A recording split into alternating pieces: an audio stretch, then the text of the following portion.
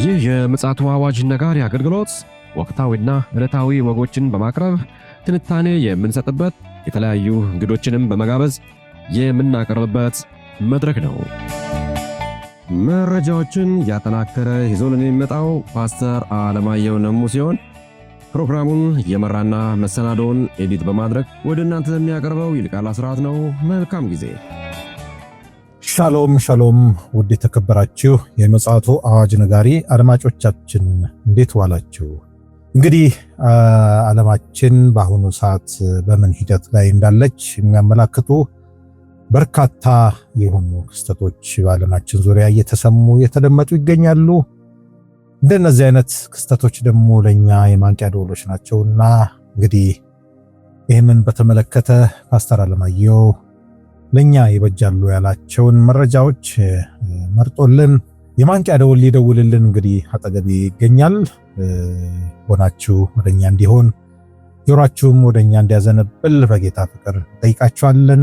ምክንያቱም እጅግ አስፈላጊ ስለሆነ በዚህ አኳያ ዝግጁ እንድንሆን ይረዱናልና በዚህ መልኩ ከኛ ጋራ አገልግሎታችንም አጋር እንድትሆኑ እንጠይቃለን። መልካም ጊዜ እንደሚኖርን ተስፋ አደርጋለሁ። ይልቃል አስራት ነኝ ከምፅዓቱ አዋጅ ነጋሪ አገልግሎት። ወደ አድማጮቻችን እንግዲህ በዓለማችን ዙሪያ እየተደመጡ ያሉ እጅግ አስፈሪ እንዲሁም ደግሞ አነጋጋሪ የሆኑ ክስተቶች እያስተዋልን እንገኛለን። በዚህ ጉዳይ ላይ እንግዲህ ከፓስተር ጋራ እንወያይበታለን። ስለ እነዚህ ጉዳዮች መጽሐፍ ቅዱስ ምን ይላል እያለን ወደ እናንተ መረጃውን ደግሞ እናቀብላቸዋለን። በቅድሚያ ሰላምታ ይቀድማልና ከሰላምታው በማስከተል በቀጥታ ወደ መረጃችን እናመራለን። እንደምን ዋልክ ፓስተር? እንደምን ዋልክ ወንድም ይልቃል? እግዚአብሔር የተመሰገነ ይሁን። እንግዲህ ከወትሮ በተለየ መልኩ በጣም በዓለማችን ዙሪያ እየተከሰቱ ያሉ አስፈሪ ነገሮች አሉ። የተፈጥሮ አደጋም ይሁን እንደገናም ደግሞ ኢኮኖሚያዊና ማህበራዊ ቀውሶች ፖለቲካዊም ጨምሮ በጣም እየተደመጡ ይገኛሉና እስኪ እንግዲህ መረጥ አድርገህ ታስደምጠን ያለው ነገር ስላለ ለአድማጮች አጋራል። እንግዲህ በኢንዶኔዥያ በዛሬው ዕለት ማለት ነው ማለዳ ላይ በእኛ እንግዲህ ወደ 11 ሰዓት ወይ 12 ሰዓት እንደዚህ አካባቢ ገደማ በሬክተር ስኬል 7.7 በአንዲት ደሴት ላይ ከፍተኛ የሆነ የመሬት መንቀጥቀጥ ተከስቷል። 7.7 የሰሞንኛው ደግሞ 7.4 ነው። 7.4 ነው። በነገራችን ላይ ደሴቱ ላይ ብዙ ሰው የሚኖርባት አይደለችም። አንድ ወንድ አንድ ሴት ናቸው የሞቱት። አንድ ወንድ ደግሞ ጉዳት ደርሶበታል። ግን እሱ አይደለም ትልቁ። ከዚህ የመሬት መናወጥ በኋላ ሊፈጠር ያለው ማዕበል ነው ትልቁ ስጋት። ሱናሚ ይፈጥራል ተብሎ ከአካባቢው እስከ 2 እና 3 ከተቻሉ እስከ 10 ኪሎ ሜትር ህዝቡ እንዲርቅ፣ ጠረፍ ላይ ያለው ህዝብ እንዲርቅ ጥሪ ቀርቧል። ይሄ በጣም ምክንያቱም ከባድ ከውስጥ ስለሆነ ደሴቱ መሃል ላይ ስለሆነ የተነሳው ከውስጥ የሆነ ስለሆነ ምናልባትም ከፍተኛ ጥፋት ያስከትላል ተብሎ ይታወቃል። እኔ እሱ አይደለም ይገርም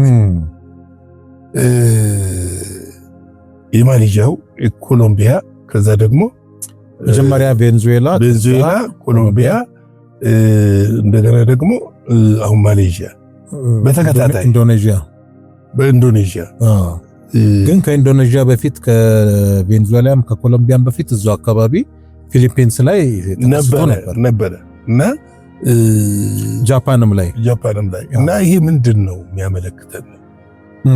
በጣም በፍጥነት ነው ድሮ እንደ አይነት ነገር በሰዓታት ልዩነት በቀናት የሰዓታት ልዩነት የሆነ እየመጣ ነው ያለውና እየጠበበ ነው የመጣውና እንግዲህ የአሜሪካውም ስጋት እንዳለ ሆኖ እንደተጠበቀ ሆኖ ነገር ግን እነዚህ ጉዳዮች እጅግ አሳሳቢ የሆኑ እየመጡ ያሉበት ነገር ነው የምትመለከተውና በእርግጥ የተጻፈው ነው እየሆነ ያለው ነገር ግን ሰው በዚህ ሁሉ ሊማርና ሊያስተውል ባለመቻሉ የሚገርም ነገር ይሄ ነው።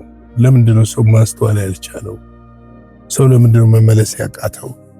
ምክንያቱም ማንም ሳይንቲስት ማንም ሰው ምድርን የፈጠርኳት ብሎ የሚናገር የለም የትኛውም። እና ምድር በእግዚአብሔር የተፈጠረች እንደሆነ ይታወቃልና የእግዚአብሔር ድምጽ መሆኑ እየታወቀ ለምንድን ነው ሰዎች ወደ እግዚአብሔር ፊታቸውን መመለስ ያቃታቸው የሚለው ጉዳይ ነው እኔ አሁን እያሳሰበኝና እየገረመኝ እየመጣ ያለው።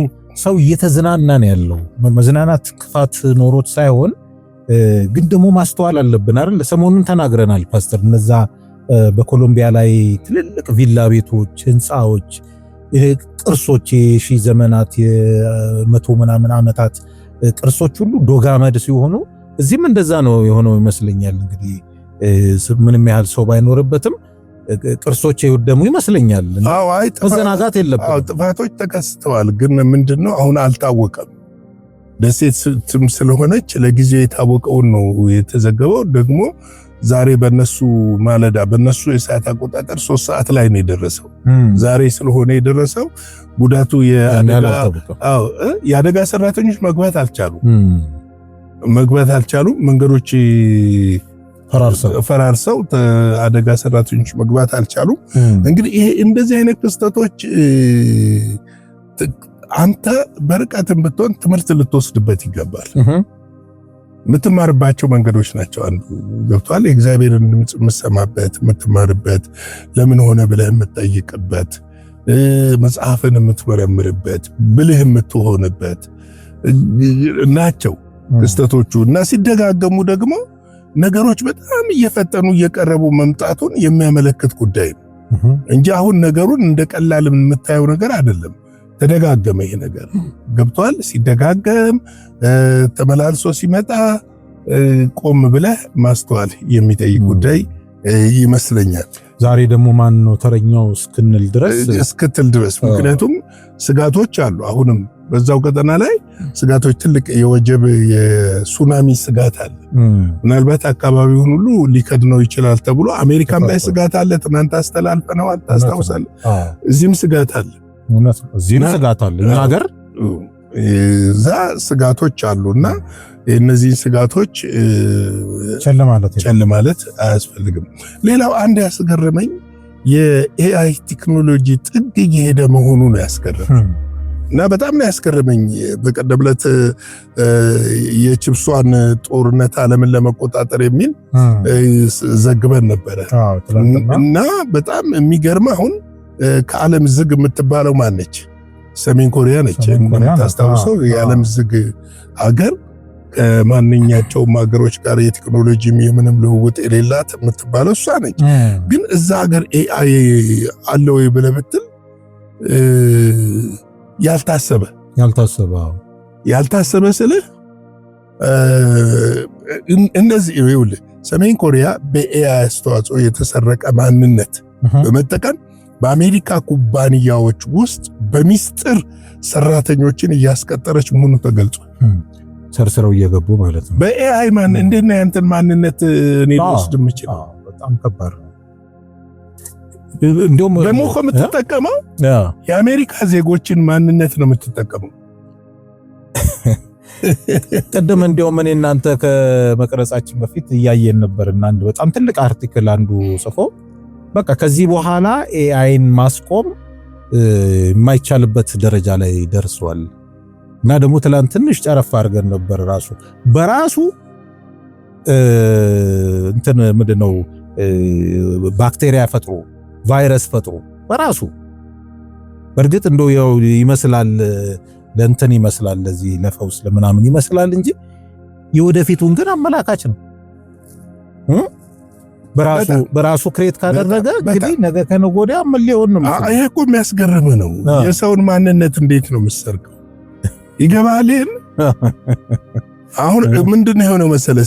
ሰሜን ኮሪያ የተሰረቀ የአሜሪካ ዜጎች ማንነት የሰው ሰራሽ አስተዋጽኦ ወይም ደግሞ ኤአይ ቴክኖሎጂን በመጠቀም በአሜሪካ በሚገኙ ታላላቅ ኩባንያዎች ውስጥ በሚስጥር የተቀጠሩና ቦታቸው እየያዙ መሆናቸው ዌል ስትሪት ጆርናል ዘግቦታል።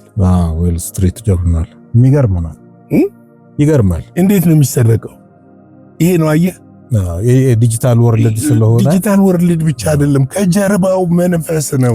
ፕሊስ እኔ አሁን ቴክኖሎጂ ብቻ መስሎ አይታየኝም። ከጀርባው የአጋንንት አሰራር አለ፣ የጥልቅ ማህበረሰብ አሰራር አለ ምለው ለዚህ ነው። እኔ አሁን አንዳንድ ጊዜ አንተ ሙዚቃ ምናምን ስትጠቀምበት ሳይ ከየት አመጣው? እሱማ በጣም ነው የሚያስደነቀን ፓስተር።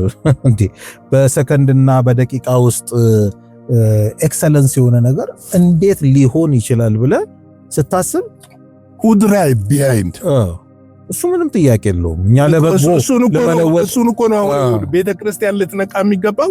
ለበጎ መጠቀም ጥሩ ነው። እኔ አሁን እኮ ቴክኖሎጂን አንጠቀም አይደል?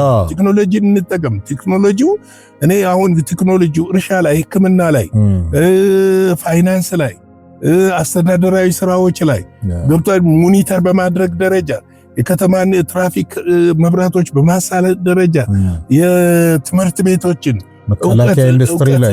መከላከያ ኢንዱስትሪ ላይ ሊጠቅም ይችላል። ቢሃይንድ ግን አልፎ ሲሄድ አንተን መተካት ከጀመረ አሁን እኮ ይሄ ሰዎችን ተክተው እኮ ነው በኤአይ ቴክኖሎጂ ማለት ሰውየው ሊ ነው ስሙ እንበል፣ ሰሜን ኮሪያዊ ሊ ነው ስሙ፣ ይልቃል ሆኖ መጣ። ምን ማድረግ ይቻላል? እንዴት ቀየረ ማንነቱን? ጥያቄ ያለው እዚህ ጋር ነው። መታወቂያ ለውጥ እኮ አይደለም፣ ማንነትን እኮ ነው። አሁን ይኸውልህ ምንድነው የሚለው? ይሄን በደንብ በል። የአሜሪካ ዜጎች ማንነትን እና የሰው ሰራሽ አስተዋጽኦ ኤአይ ቴክኖሎጂን በመጠቀም በአሜሪካ በሚገኙ ታላላቅ ኩባንያዎች ውስጥ በሚስጥር የተቀጠሩና ቦታዎችን እየያዙ መሆኑ ዌል ስትሪት ጆርናል ዘግቧል ነው። ማንነትን የሚገርም ነው። ለምሳሌ ዲኤንኤን እንዴት ይደረጋል? ባዮሜትሪክ የአይን አሻራ እንዴት ነው የሚደረገው? እንዴት ትለውጣለህ? ያንን እሱ አስገራሚ ነው። ዴማኒክ ፓወር ከጀርባው ከሌለ በስተቀር እንዴት ነው የምትቀይረው? እኔና ይልቃል የምንለያይባቸው ማአት ነገሮች አሉ እኮ በጣም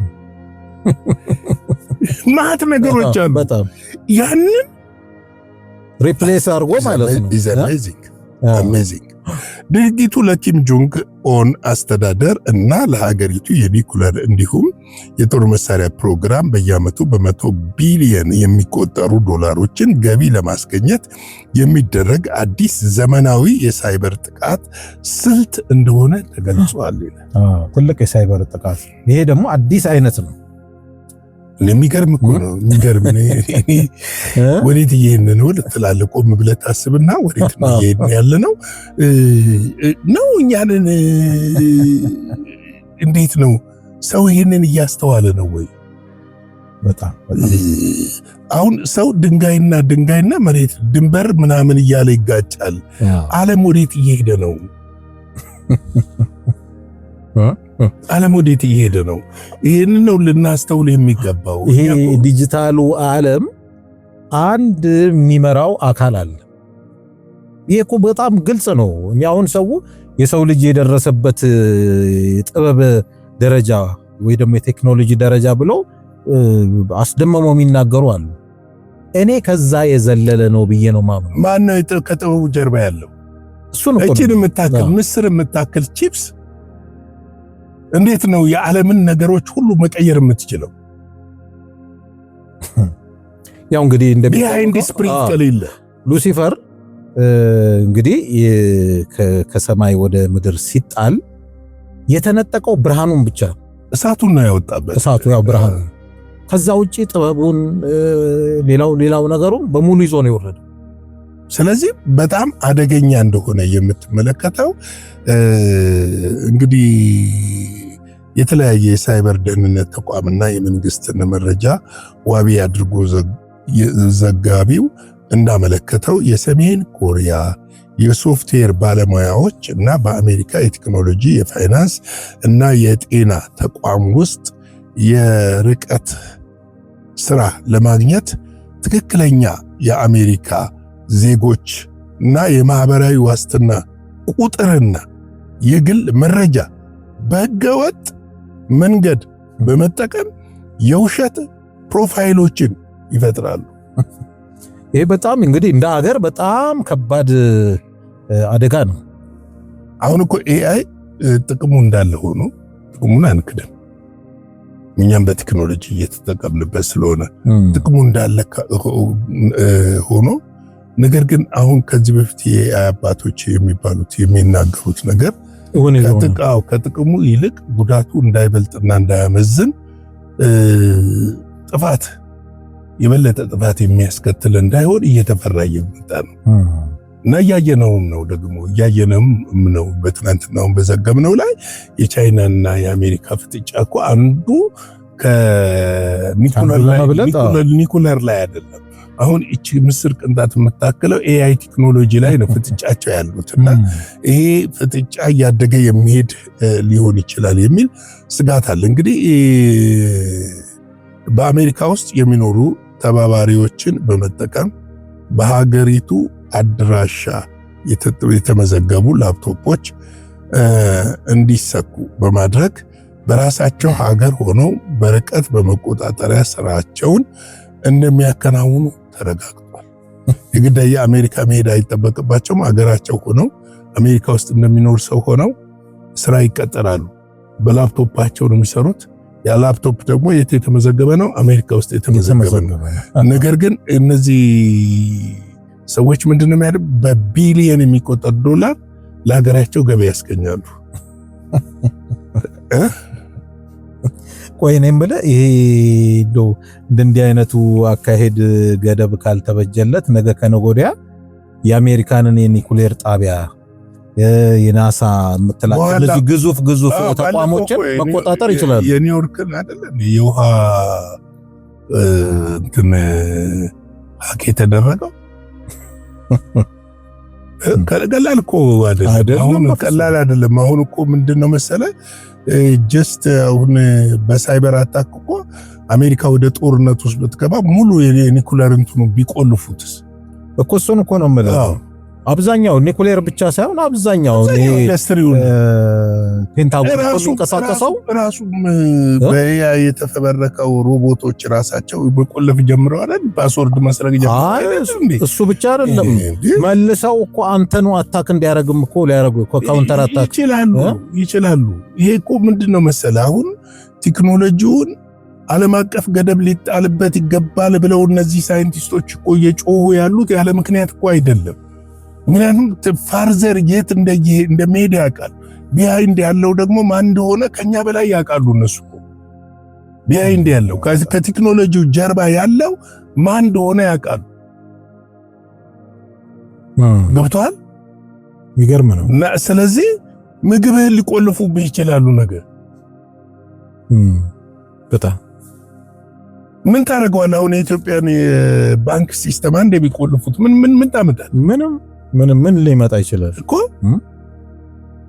አሁን በተለይ ሱፐር ኤአይ የተባለው ያው እንግዲህ ወደ መጠናቀቁ እየደረሰ ይመስለኛል። ያው ቢልድ ነው እየተደረገ ያለው ሰርቨሩንም ምኑንም ከዚህ ቀደም ጠቅላይ ሚኒስትሩም ጠቆም እንዳደረጉን ማለት ነው። አሁን እሱ ፕሮጀክት ደግሞ ቢያልቅ እንግዲህ ጌታ ኢየሱስ የተናገረው ይመስለኛል አይደል? መጽሐፍ ቅዱስ ላይ ያመኑትንም እስኪያስት ድረስ የተባለው ነገር ሁሉ በቃ ሊመጣ ነው። እንደዚህ ቀላል አይደለም፣ በቀላል የምታየው አይደለም። ያው ጸሎትም የሚጠይቅ ነው።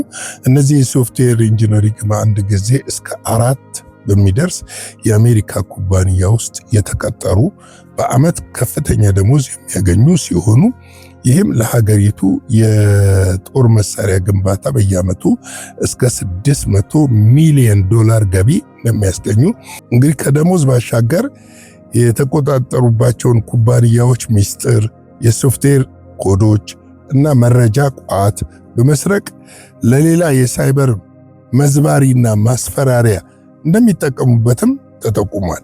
ድርጊቱ ተከትሎ የአሜሪካ ፍትህ ሚኒስቴር እና የፌዴራል ምርመራ ቢሮ FBI ከዚህ ህገወጥ አሰራር ጋር የተያያዙ ግለሰቦችን በቁጥጥር ስር መዋል የጀመረ ሲሆን አብዛኞቹ የአሜሪካ ቴክኖሎጂ ኩባንያዎች የሰራተኞቹን ማንነት በአካል ማረጋገጥ የሚያስችል የደህንነት